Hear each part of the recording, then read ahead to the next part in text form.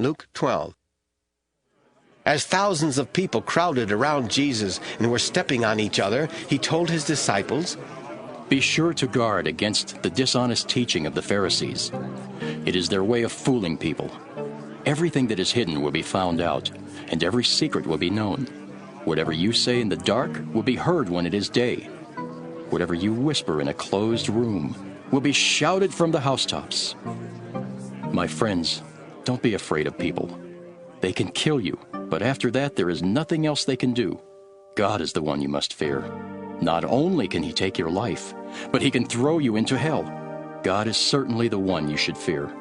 5 sparrows are sold for just 2 pennies, but God does not forget a one of them. Even the hairs on your head are counted, so don't be afraid. You are worth much more than many sparrows. If you tell others that you belong to me, the Son of Man will tell God's angels that you are my followers. But if you reject me, you will be rejected in front of them. If you speak against the Son of Man, you can be forgiven. But if you speak against the Holy Spirit, you cannot be forgiven.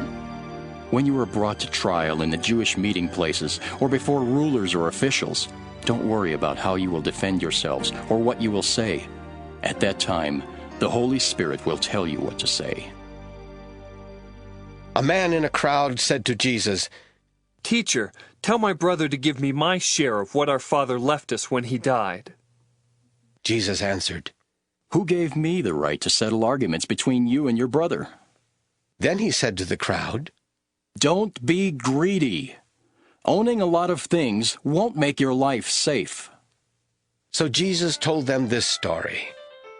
A rich man's farm produced a big crop, and he said to himself, "What can I do?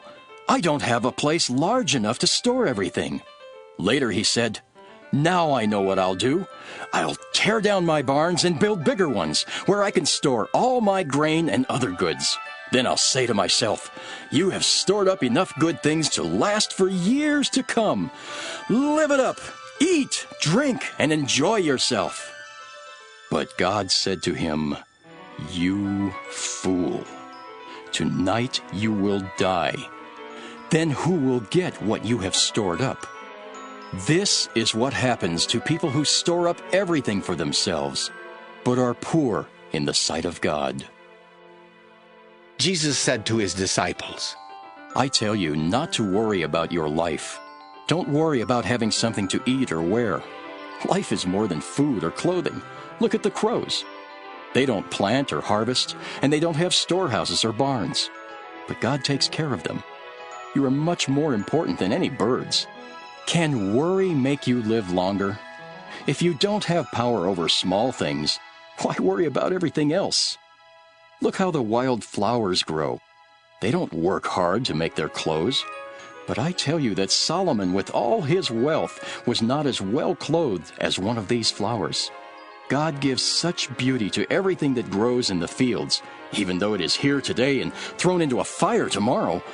Won't he do even more for you? You have such little faith. Don't keep worrying about having something to eat or drink.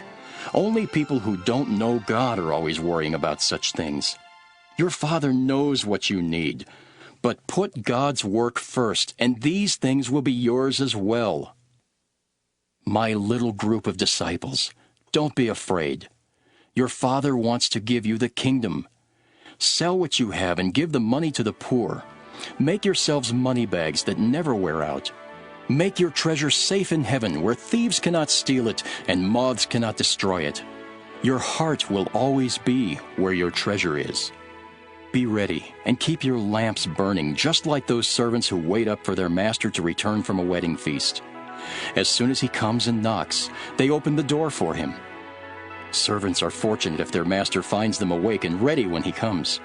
I promise you that he will get ready and have his servants sit down so he can serve them.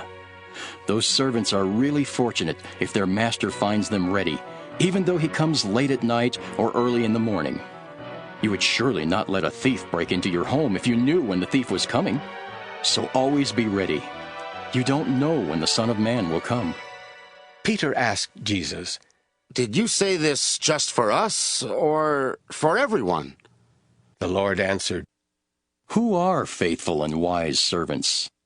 Who are the ones the master will put in charge of giving the other servants their food supplies at the proper time?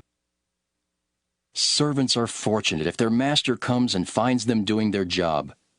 A servant who is always faithful will surely be put in charge of everything the master owns. But suppose one of the servants thinks that the master will not return until late. Suppose that servant starts beating all the other servants, and eats and drinks and gets drunk. If that happens, the master will surely come on a day and at a time when the servant least expects him. That servant will then be punished and thrown out with the servants who cannot be trusted. If servants are not ready or willing to do what their master wants them to do, they will be beaten hard. But servants who don't know what their master wants them to do will not be beaten so hard for doing wrong. If God has been generous with you, He will expect you to serve Him well. But if He has been more than generous, He will expect you to serve Him even better. I came to set fire to the earth, and I surely wish it were already on fire. I am going to be put to a hard test, and I will have to suffer a lot of pain until it is over. Do you think that I came to bring peace to earth? No, indeed. I came to make people choose sides. A family of 5 will be divided, with 2 of them against the other 3.